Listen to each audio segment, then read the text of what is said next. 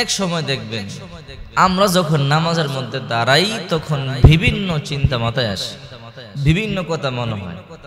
এমনি যে সমস্ত কথা মনে পড়ে না, নামাজের মধ্যে দাঁড়াইলে ওই সমস্ত কথা মনে পড়ে যায়। অথবা যে সমস্ত কথা আপনি ভুলে আসেন, নামাজের মধ্যে যখন দাঁড়িয়ে যান ওই ভুলা কথাও স্মরণ হয়ে যায়। অনেকে আমাদেরকে বলে, হুজুর নামাজ পড়তে মনে চায় না। বললাম কেন? বলে নামাজ পড়তে যখনই যাই বিভিন্ন বাজে কথা, বাজে চিন্তা নামাজের মধ্যে মনে হয়ে যায়, এই জন্য নামাজ পড়তে মনে চায় না। এই কথাটা বিশ্বনবী মুহাম্মদুর রাসূলুল্লাহ সাল্লাল্লাহু আলাইহি ওয়াসাল্লাম আজ থেকে প্রায় 1450 বছর পূর্বে বিশ্বনবী বলে দিয়েছে। মুসলিম শরীফের 5631 নম্বর হাদিস। খিনজা নামক একজন শয়তান আছে, যার কাজ হলো বান্দা বান্দি যখন নামাজের মধ্যে দাঁড়ায় ধোঁকা দেয়া। দেখবেন নামাজের মধ্যে যখন দাঁড়ায় বিভিন্ন কথা মনে পড়ে যায়। রাসূলুল্লাহ সাল্লাল্লাহু আলাইহি ওয়াসাল্লাম বলেন, বিভিন্ন শয়তানের বিভিন্ন দায়িত্ব আছে, কিন্তু এই খিনজাম নামক শয়তানের দায়িত্ব হলো বান্দা বান্দি যখন নামাজে দাঁড়ায় নামাজের মধ্যে ধোঁকা দেয়া। এই জন্য রাসূল করিম সাল্লাল্লাহু আলাইহি ওয়াসাল্লাম বলেন, আশ-শাইতানু জাসিমুন আলা কলবি বানি আদম ফাইযা যাকারাল্লাহা খানাসা ওয়া ইযা গাফালা ওয়াসওয়াসা। শয়তান প্রতিটা বনি আদমের কলবের ভিতরে হাঁটু গেড়ে বসে থাকে। রাসূলুল্লাহ সাল্লাল্লাহু আলাইহি ওয়াসাল্লাম বলেন, দুনিয়াতে মানুষ যতজন আছে প্রতিটা মানুষের সাথে একজন করে শয়তান আছে। নবীকে জিজ্ঞাসা করা হলো, ইয়া রাসূলুল্লাহ আপনার সাথেও কি শয়তান আছে? রাসূল করিম সাল্লাল্লাহু আলাইহি ওয়াসাল্লাম বলেন, হ্যাঁ আমার সাথেও আছে, কিন্তু আমার সাথে যে শয়তান সে আমার তাবে হয়ে গেছে, সে মুসলমান হয়ে গেছে। আমি যা বলি সে তাই শুনে, আমি যা বলি সে তাই করে। এক সাহাবী উসমান ইবনে আবুল আস রাদিয়াল্লাহু তাআলা আনহু বিশ্বনবী মুহাম্মদুর রাসূলুল্লাহ সাল্লাল্লাহু আলাইহি ওয়াসাল্লামকে এসে বলে, ইয়া রাসূলুল্লাহ আমি যখন নামাজের মধ্যে দাঁড়াই শয়তান আমাকে ধোঁকা দেয়, সূরা কেরাত তালগুল পাকিয়ে ফেলি। ওগো নবীজি আমি কি করব? বিশ্বনবী মুহাম্মদুর রাসূলুল্লাহ সাল্লাল্লাহু আলাইহি ওয়াসাল্লাম বললেন, শয়তানের কাজ শয়তান ধোঁকা দেবে, তোমার কাজ তুমি নামাজ আদায় করবে। শয়তানের কাজ হলো ধোঁকা দেয়া, তোমার কাজ হলো নামাজ আদায় করা। হ্যাঁ উসমান ইবনে আবুল আস, তুমি এইভাবে নামাজ আদায় করবে, কষ্ট করে নামাজ আদায় করে যাবে, তুমি নামাজ আদায় করবে, কমপ্লিট করবে, আর আল্লাহ তোমার নামাজ কবুল করে নেবে। শয়তান চেষ্টা করো, কোনো সমস্যা নাই, আর তুমি চেষ্টা করো যেন নির্ভুলে আদায় করতে পারো। আবার বিশ্বনবী মুহাম্মদুর রাসূলুল্লাহ সাল্লাল্লাহু আলাইহি ওয়াসাল্লাম বললেন, হে উসমান ইবনে আবুল আস শোনো, যখন তুমি শয়তানের উপস্থিতি যখন তুমি অনুভব করবে, বুঝতে পারবে সে এসেছে তোমাকে ধোঁকা দেয়, তখন তুমি বাম দিকে 3 বার থুতু নিক্ষেপ করবে আর বলবে, আউযু বিল্লাহি মিনাশ শাইতানির রাজীম। আস্তে করে একটু হালকা থুতু নিক্ষেপ করবা।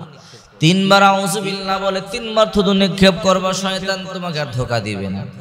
কিন্তু দেখবেন আমাদেরকে শয়তান ধোঁকা দেয়, দোকানের কথা মনে করিয়ে দেয়, নামাজে যখন দাঁড়াই ব্যবসার কথা মনে করিয়ে দেয়, অফিসের কথা মনে করিয়ে দেয়, শয়তান মনে করিয়ে দেয় দোকান খোলা, তাড়াতাড়ি যাও, চোরে মাল চুরি করে নিয়ে যাবে। বিবির কথা মনে করে দেয়, ঘরে সুন্দরী বিবি, তাড়াতাড়ি যাও। নামাজের মধ্যে দেখো বিভিন্ন কথা মনে করে দেয়। রাসূল করিম সাল্লাল্লাহু আলাইহি ওয়াসাল্লাম বলেন, বান্দা বান্দি যখন নামাজ আদায় করে শয়তান বিভিন্ন কথা মনে করে দেয়। এই জন্য সব সময় শয়তানকে দূরে রাখবেন। শয়তানকে দূরে রাখবার 1 নম্বর অস্ত্র হলো ওযু অবস্থায় থাকবেন। ওযু হলো মুমিনের ঢাল স্বরূপ, ওযু হলো মুমিনের অস্ত্র। শয়তানের বিরুদ্ধে যুদ্ধের অস্ত্র। যার ওযু থাকবে তার সাথে শয়তান পারবে না, তাকে ধোঁকা দিতে পারবে না। এই জন্য রাসূল করিম সাল্লাল্লাহু আলাইহি ওয়াসাল্লাম নিজে এবং সাহাবায়ে কেরাম সব সময় ওযু অবস্থায় থাকতেন। 24 ঘন্টা ওযু অবস্থায় থাকতেন। যে ব্যক্তি ওযু করে ঘুমায়, আল্লাহ পাক রব্বুল আলামিন ফেরেশতার মাধ্যমে তাকে পাহারা দেয়। বিশ্বনবী মুহাম্মদুর রাসূলুল্লাহ সাল্লাল্লাহু আলাইহি ওয়াসাল্লাম বলেন, ইযা আতাইতা মাদজাকা ফাতাওয়াদ্দা উজুআকা লিস-সালাত সুম্মা তুজি আলা শিক্কিকাল আইমান। তোমরা যখন ঘুমোতে যাও সালাতের মতো ওযু করো, ডান কাত হয়ে শুয়ে পড়ো। সাহাবায়ে কেরাম বলল, ইয়া রাসূলুল্লাহ, ওযু করলে কি হয়? বিশ্বনবী তখন বললেন, যখন কোন বান্দা বান্দি ওযু করে, তাহিরু হাদিল আজসা তাহারকুমুল্লাহ, আল্লাহ তাআলা ওই বান্দা বান্দির পবিত্র বানিয়ে দেয়। ওযুর মাধ্যমে যে পবিত্রতা অর্জন করে আল্লাহ তাকে পবিত্র বানিয়ে দেয়। 2 নাম্বার, রাসূল করিম সাল্লাল্লাহু আলাইহি ওয়াসাল্লাম বলেন, ফাইন্নাহু লাইসা মিন আবদিন ইয়াবিতু তাহিরা ইল্লা বাতা মাহু ফি শিয়ারি মালাকুন। যখন কোন বান্দা বান্দি ওযু করে ঘুমায়, তার মাথার কাছে আল্লাহ তাআলা একজন ফেরেশতাকে বসিয়ে দেয়। ওই বান্দা বান্দি ফজর পর্যন্ত ঘুমায়, কিন্তু ফেরেশতা ঘুমায় না, পাহারা দেয়। রাসূল বলে, যত বিপদ আপদ আছে আল্লাহ সমস্ত বিপদ থেকে তাকে হেফাজত করবে। এই জন্য ওযু অবস্থায় ঘুমাবেন, সদা সর্বদা ওযু অবস্থায় থাকবেন।